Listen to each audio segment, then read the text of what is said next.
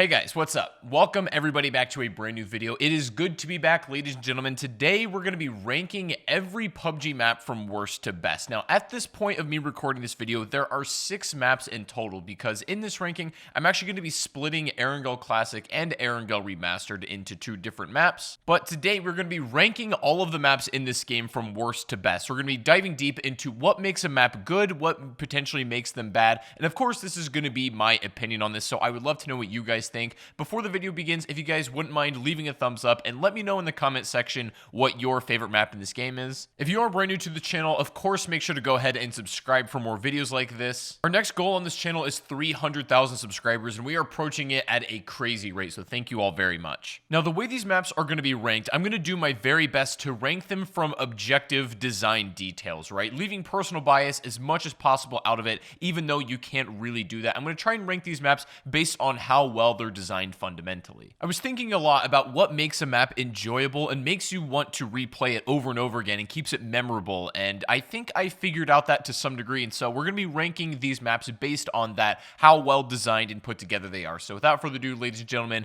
let's get started. And coming in at our worst spot on this list, I'm going to have to give this spot to Karakin, and I'll try to make my case very clear as to why. Now, there's actually a lot of attributes that I love about Kraken. Probably one of the best things is the fact that there's no grenade spam at the end because they're simply not in the map. Replaced by sticky bombs, these are a better alternative, I think, especially for a map this size, and not having grenade spam in the late game, I gotta be honest, is pretty nice. But aside from that, all things considered, Kraken kind of feels like a demo map to me. You know what I'm saying? It feels like a map that you test out before you purchase the game. It gives you the general idea of what to expect when playing Battlegrounds, but it doesn't give you access to all of the cool toys and features that it has to offer. Kraken's loot pool, unfortunately, is lacking to some degree. I'm not saying that there's not enough loot, but some of the items that we're just used to playing with just simply don't appear on the map, and really not in favor of anything else either besides sticky bombs. Of course, the map is incredibly small. This means the matches go a lot quicker, and so if slow matches have turned you off to Battlegrounds in the past, there's a good chance you might like Kraken. And there's also 64 players per lobby rather than 100, meaning that you're either going to have a lot of action right at the beginning, depending on how people drop, or it's going to be a very slow match with not a lot of battle going on. The main gimmick for getting around the map on this is going to be using these sticky bombs to get into bunkers, open up ceilings and different walls that can be destroyed, and navigating that way. But this is very cool the first couple times around, and it's interesting to see how you can strategize with these different tunnel systems, but I don't know if it's a worthy replacement for vehicles, because vehicles, whether you like it or not, are such a huge part of what makes Battlegrounds enjoyable, and with such a key element like that missing entirely from Karakin, it also feeds into that feeling I have where it's just a little bit lacking. I like the more emphasis on gunplay rather than grenades and stuff like that, but there is also some room, I think, to have more interesting mechanics involved rather than just the gimmick of blowing open doors. The map aesthetically isn't the most pretty thing to always look at. It looks kind of like a slice of Miramar, something we've already seen before. There are some areas of the map which I think actually make for beautiful screenshots and just still images, but the actual look of this map isn't the strongest suit that it has to offer, in my opinion. Something else I noticed when thinking about Karakin, there are no looting spots on this map that I feel that are particularly memorable. If you think about Erangel, it has spots like school and military base that stick in your mind. Miramar has Hacienda and Picado. Sahnhok has the iconic boot camp in ruins. I literally couldn't name you hardly any of the hot drops on Karakin. Maybe it's just because I haven't played the map enough yet. I still need more hours to really let these soak in, but there's not any like memorable places on this map, I feel like, you know, that stick out as a way that these other ones do. Map's lines of sight are also set up in a way where you can be third-partied relatively easily. This doesn't matter if you're playing solo, duos, or squads. You're pretty much always in range of being able to see another team at all times. And so this comes down to who gets the best scope at their first compound, and you can pick people off across compounds essentially before they're even done looting. And so I'm not exactly sure how I feel about that. All in all, there are a lot of things to enjoy about this map, but generally speaking, I can't help but feel that there was a lot more that was purposed for this map that just simply isn't here. It does feel a little bit lacking in my opinion, and I tend to get bored with it after a couple of games and then go back to the regular BR maps. But while there's nothing I really inherently dislike about the fundamental fundamentals of the map, it just doesn't really hold a candle to the other BR maps. And I've actually argued that maybe this shouldn't be regarded technically as a BR map. We could have this in maybe its own separate playlist while leaving the main 4 off on their own separate queue. I'm not really sure how that would work, but it just doesn't really, it's hard to compare these with the other ones, you know what I mean? But so far, Karakin has to be my least favorite. But coming in at the next spot, I'm going to give this spot to Sahnhok. Now, I'm going to make a pretty clear argument about all the things I think Sahnhok does right, but I'm also going to say that there are aspects of this map that I feel other ones succeed better in. Now, I know Sahnhok is a lot of people's personal favorite map, and I can see why that is, right? It's a very, like, you get into the action right away, and loot is pretty consistent on here. I'm going to give those 2 points for that. However, my feelings on Sahnhok are a little more complicated than that. One of the most important design philosophies for Sahnhok is being able to loot right away, get your gear, and get straight into the action. There's not a really big looting phase on this map, and it's almost immediate, regardless of where you land, that you're going to have all the stuff you want. Now, this is a good and bad thing in my opinion, because Sahnhok ensures pretty much regardless of where you land that you're going to be able to find the guns and armor and equipment that you want. Now, you might ask me, that sounds like a good thing, so what's the problem with that? The only issue is I think that there is a huge fundamental piece to the puzzle about PUBG where looting is a lot of the fun, right? Finding stuff that you don't know exactly where you're going to come across is a big part of what makes the game enjoyable, and if you are pretty much guaranteed a certain number of equipment and weapons and scopes and all that, at that point you may as well just spawn in with those items already, right? There should just be like a created class where you just spawn in with all of those weapons that you want, because you're going to be looting them anyways pretty quickly. And so I think the loot table is very consistent on here, which is both a detriment and its biggest benefit. Sahnhok's terrain unfortunately doesn't allow for a lot of scouting and interesting playmaking at a long distance. All of the engagements are going to be found or at least fought in up close. On other maps, you're able to maneuver the zone and make smart plays based on where the zone is going to be shifting to. On Sahnhok, the strategy is pretty much just hold the middle until you win, and that can work playing a squad game, and you can almost guarantee a match every single time playing with that philosophy. I feel this map plays much better in duos and squads than it does in solos. I don't think Sahnhok is a very good solo experience at all. Now, unlike Karakin, Sahnhok actually does feature vehicle gameplay, which I'm going to give it a big credit for. Now, while vehicles aren't used a ton on Sahnhok, and I honestly don't recommend you use them very much on this map, they do have their purpose, and they do provide an interesting element of sandbox to the gameplay. Because all of the lines of engagement are so short and driving through tree lines and through compounds and stuff, all of the enemies are going to be close enough to you where they could realistically shoot down your vehicle in almost every case. It's very hard to see exactly where you're going in Sahnhok because of all the trees and the way the terrain is laid out, so it discourages vehicle gameplay even though it does exist. The map itself aesthetically is very pretty. I think it's one of the best looking maps just to have visually. Having a lot of the deep blues and greens of the jungle and the ocean and even the zone contrasted with like the orange huts and some of the like brown and gray rocks and buildings is, I don't know, it makes for a really nice aesthetic in my opinion, and I love the way Sahnhok looks. I've never had any issue with that. The way people drop on this map and how the blue zone is paced, you'll have a very, very fast and action-packed early game depending on where you land, a pretty slow mid game, and then it'll pick back up near the late game and towards the end. But that mid game is kind of where Sahnhok tends to lull and you don't really do a whole lot. This map does, however, feature a lot of very interesting, unique, and memorable drop locations. Paradise Resort and Boot Camp and Ruins are probably the 3 most iconic places to go on this map and still remain popular to this day. The only downside to Sahnhok is a lot of the matches tend to play out very similarly because there's not a lot of long lines of sight. There's not much you can do as far as creative play to scout enemies out and then pick them off from a very long distance or decide how you really want to approach it. It's kind of just the circle's going to force you into close quarters no matter what. Sahnhok is a very enjoyable map for duos and squads, but as a person who tends to play mostly solo, I don't think Sahnhok is the most enjoyable experience that you can have on here, but that's just my opinion. Now,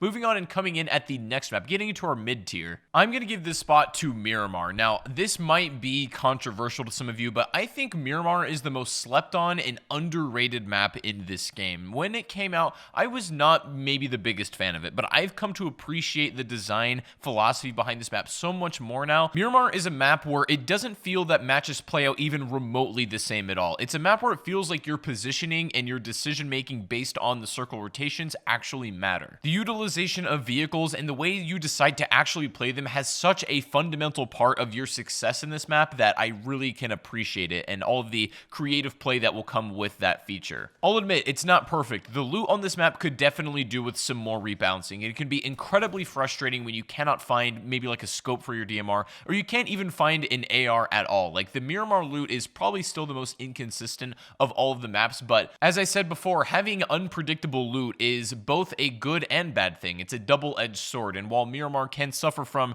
really poor loot at some times, I definitely think it could be worked better. I'll give you that one. Despite the fact that Miramar is virtually a dry desert all the way through, there's a lot of very unique looking and playing locations that it has to offer. If you go down to the southern end of Miramar, go to those islands near the water, it's such a different feel, and it plays out much differently than if you're on the mainland of Miramar. Similarly, if you go up to the northern end, which hardly ever gets played, there is a completely different vibe and aesthetic to that map as well. So while I don't love the fact that a lot of the space on Miramar ends up being wasted, some of these like northern and eastern parts of Miramar pretty much never get any playtime, even with the new zone settings. Like, you still don't play on them very much, but the fact that they're there and you can explore them if you want to, Miramar holds still such mystery even though it's been out for so long. It also has, in my opinion, some of the most interesting setups for gunfights. The way that you can have enemies right up close but also thousands of meters away at any given time that you can both realistically shoot at is such an interesting idea that a lot of maps don't capitalize on anymore. Miramar's design kind of represents a time capsule for me, where you can see like how PUBG's development team, they didn't really know what they were doing making this map, and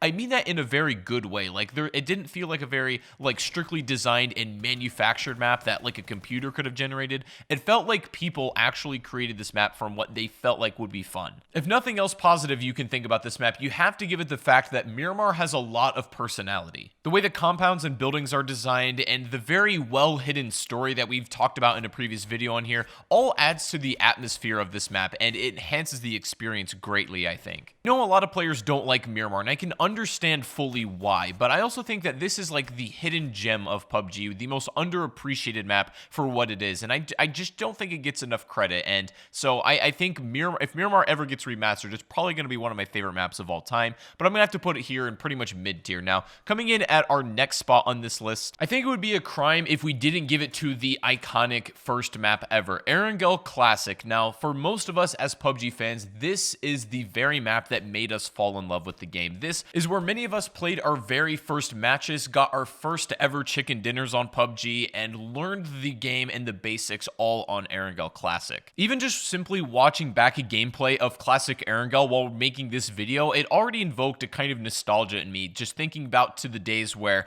I would enjoy this with my friends and want nothing more than to get one win per night, and pretty much everyone in the game sucked at that point, but that was okay because everyone was pretty much on the same level, and so everyone was doing whatever they could by any means necessary to survive. You would see some really unorthodox and creative plays by today's standards, but sometimes they would work back in the day just because nobody really knew what to do, and again, there's a certain aspect of charm in that. Erangel, I also feel, provides some of the most fun gameplay that you can have in here. You can go from doing a hot drop at the military base, getting a couple kills and getting some really sick loot, setting up a bridge camp and figuring out how you're going to stop enemies from getting across. Then once the bridge camp is over, figuring out how you're going to survive the rest of the game if the zone takes a hard shift. Like, all of the strategizing in a map that's pretty much one open, unbalanced sandbox was probably the biggest reason PUBG got so big as to where it is now. This was single-handedly the map that made the game popular, and even the genre popular to some degree. For a long time, if you had played since the beginning, this map was PUBG. There was no other map that you could choose from, and when you would look at a screenshot or video of Erangel, this would automatically represent this game. And I think Erangel is not a perfectly designed map, and I don't even think you want a perfectly designed map. You can basically think of this the same way I described Miramar, where the creators of this map were just simply trying to design a world that would be engaging and unpredictable and fun to play in. And that's probably the biggest thing that I can say about Erangel Classic, is that it's just simply fun. It feels like all of the mechanics and tools in this game were designed for Erangel, like i.e. the red zone, even some of the scopes and the distances that they can see, the engagements that you're going to be playing in Erangel are all cut out for all of the tools that are for this game. Basically, they just go hand in hand. There are some negatives, obviously, and things that I don't like about this map, but I'm not here to nitpick everything that I dislike about PUBG maps. I just think Erangel Erangel Classic is one that, love it or hate it, is something that is a big part of this game's history, at least. Moving on, coming up next, getting close to the top of this list, the next map we have is Vikendi, the beautiful snowy map that we've all come to know and love. Now, Vikendi's history is more interesting than you might remember. Now, this map was hated on launch because it was so different compared to how it plays now. It was dominated by virtually all shotguns and SMGs, and no sniper rifles were to be found, hardly at all. They changed this through a lot of balance patches, along with the blue zone, making the pace of the games much quicker, and this has gone significant changes and rebalances. In fact, it is going to be getting remastered very soon, but at the time of me recording this video, it's not out yet, so we're just looking at Vikendi as it's been that we know. Along with Miramar and Erangel, I still feel like Vikendi features some of the most good-looking places and memorable drop locations. It also brought in some mechanics that we have only appeared on this map ever, being able to track people's footprints using snow. It also had the first ever secret accessible area in the Vikendi loot cave, in which airdrops could spawn in there, but you had to break it open either with a grenade or vehicle. That was such a good idea. There are places in the map where you can actually swim and the water is in liquid form, but most of it has actually been frozen over now, and you can cross these areas, and it makes the map flow a lot better. Vehicles are very enjoyable to use on this map. The snowmobile is probably one of my favorite things to drive ever. I don't think it's